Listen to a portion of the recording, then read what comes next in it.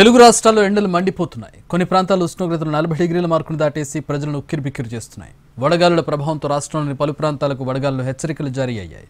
ప్రజలు అప్రమత్తంగా ఉండాలని వైద్యులు హెచ్చరిస్తున్నారు.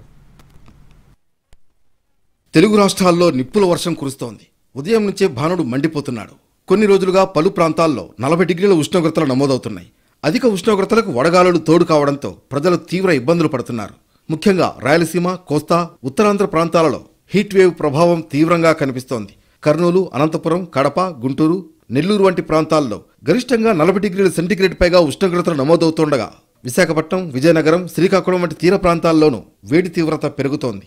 వడగాలుల ప్రభావంతో మధ్యాహ్నం నుంచి రోడ్లు నిర్మానుష్యంగా మారుతున్నాయి. బహిరంగ ప్రదేశాల్లో జనసంచారం తగ్గిపోతోంది. రాయలసీమలో కర్నూలు, అనంతపురం, కడప జిల్లాల్లో ఉష్ణోగ్రతలు 39 డిగ్రీల సెంటీగ్రేడ్ దాటాయి.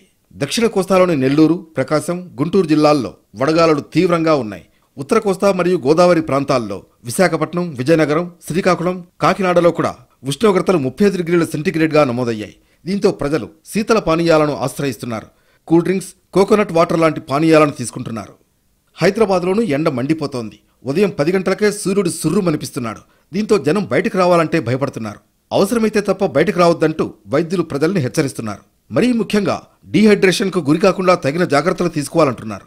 పసిపిల్లలు, వృద్ధులు, గర్భిణులు ఎండవేడికి గురి కాకుండా జాగ్రత్తలు తీసుకోవాలంటున్నారు. ఆరోగ్య పరిస్థితి బాగాలేదనిపిస్తే వైద్యుల్ని ఆశ్రయించాలని సూచిస్తున్నారు.